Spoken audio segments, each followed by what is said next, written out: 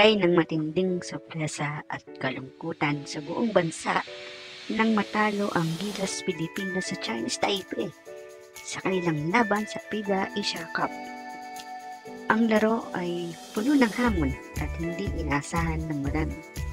Sa kabila ng malaking suporta mula sa mga fans, ang Gilas ay hindi nakapag-deliver ng magandang performance at sa huli nagresulta sa isang hindi inaasahang pagkatalo. Ang pangunahing dahilan ng pagkatalo ng Gilas ay ang mga problema sa kanilang depensa at execution sa laro. Maraming mga turnovers na hindi inaasahang turnovers na nangyari. Ang Chinese Taipei na hindi naman kadalasang kinikilala bilang isang powerhouse team sa Asia ay nakapagpakita sa isang well-coordinated na laro at matibay na depensa, habang ang Gilas ay nagtatangka ng mga mabilis na atake at transition game. Hindi nila ito maipatupad ng maayos laban sa Chinese Taipei, kaya't nakuha ng kalaban ng momentum at napus nila ang Gilas sa isang mahirap na sitwasyon.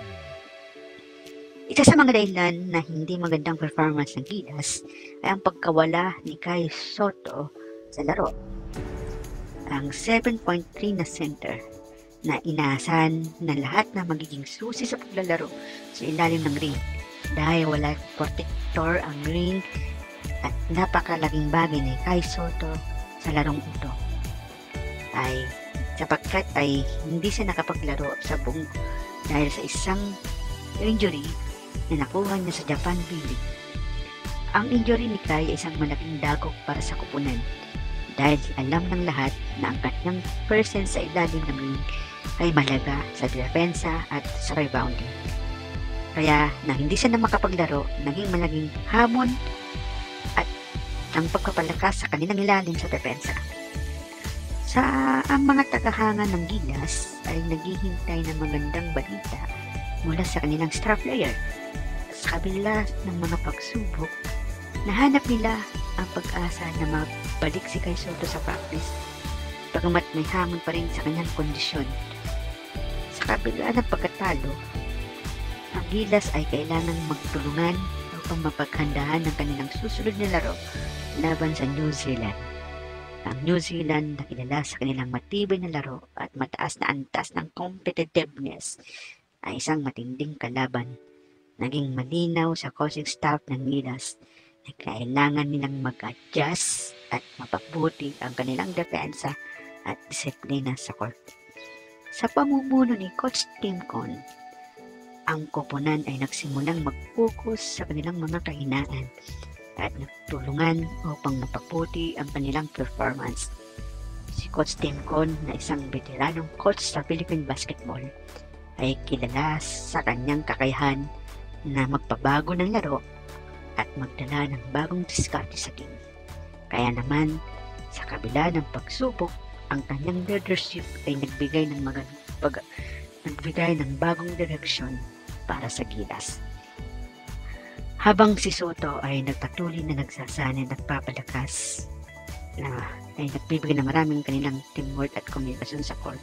Dahil sa kanyang pagka-injury ay inaasahan siya ay makakabalik sa darating na Asian FIBA Cup.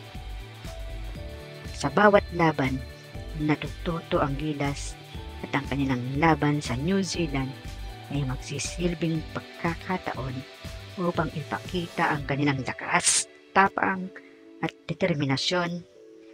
Ang fans ng Gilas ay patuloy na nagdarasal at sumusuporta. Umaasang ang kupunan ay magbabalik sa kanilang pinakamahusay na forma at magbibigay ng karangalan sa bayan. Ang pagkatalo laban sa Chinese Taipei ay isang wake-up call para sa Gilas sa mga pagsasanay nila sa ilalim ng Coach Tim Con. Nagkaroon sila ng pagkakataon upang baguhin ang kanilang approach sa laro. Ang pagkatalo ay hindi katapusan kundi isang pagkakataon upang matuto at mag-adjust sa tulong ng mga key players tulad ni Dwight Ramos, Justin Brownlee, and Scotty Thompson.